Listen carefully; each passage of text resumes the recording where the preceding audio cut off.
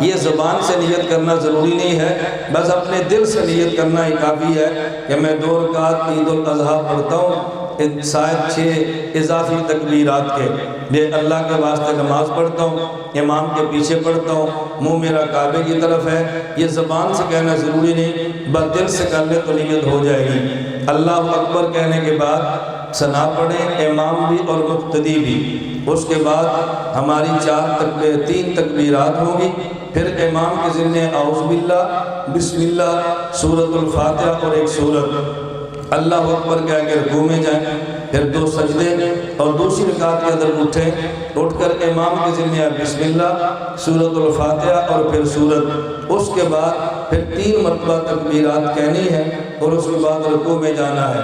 تو پہلی رکعت کے شروع میں 3 تکبیریں، دوسری رکعت کے آخر میں 3 تکبیریں، اور ہر تکبیر کے بعد ہاتھ بھی اٹھانے ہیں اور اس کے بعد ہاتھ چھوڑ دینے ہیں، ہاتھ باندھ کے نہیں رکھنے۔ نماز جنازہ میں ہاتھ باندھے بیٹھے اللہ اکبر کہتے ہیں، اور عید کی نماز میں ہاتھ چھوڑ دیتے ہیں اللہ اکبر کہتے ہوئے۔ نماز جنازہ میں ہر تکبیر کے ساتھ ہاتھ نہیں اٹھاتے، لیکن نماز عید میں ہر تکبیر کے ساتھ ہاتھ بھی اٹھاتے ہیں۔ مسنون طریقہ یہی ہے، ہمیں چاہیے کہ سنت کے مطابق عید پڑھیں۔ فرض نماز کے بعد دعا ہوتی ہے، عید کی نماز کے بعد یہ دعا رسول اللہ صلی اللہ علیہ وسلم کا معمول نہیں ہے۔ عید کی نماز آپ نے پڑھ لی، عید کے بعد خطبہ سن لیا، یہ 2 رکعت سنتیں اور اس کے بعد خطبہ 2 رکعت عید اور یہ خطبہ، بس یہی عید ہے۔ خطبہ سن لیا، اس کے بعد اپنے اپنے کام میں لگ جائیں۔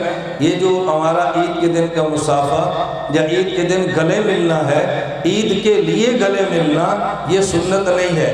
ویسے دور سے آئے ہیں، رشتہ دار احباب جمع ہوئے ہیں، مصافحہ کریں، گلے ملیں، یہ تو کوئی حرج کی بات نہیں ہے۔ اگر کوئی بندہ یہ سمجھتا ہے کہ عید کے دن گلے ملنا سنت ہے تو یہ سنت سے ثابت نہیں ہے۔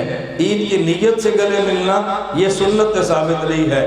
ویسے دوست احباب ہیں، سلام میں بھی حرج نہیں، مصافحے میں بھی حرج نہیں، گلے ملنے میں بھی حرج نہیں، لیکن عید کی نیت سے گلے ملنا یہ سنت سے ثابت نہیں۔ تو 2 رکعت نماز ہوگی، اس کے فوراً بعد بغیر دعا کے خطبہ ہوگا، اور پھر خطبے کے بعد اپنے کام میں لگے، اپنی قربانی پر وقت ادا کریں۔ اللہ ہم سب کو سنت کے مطابق سارے اعمال کرنے کی توفیق عطا فرمائے۔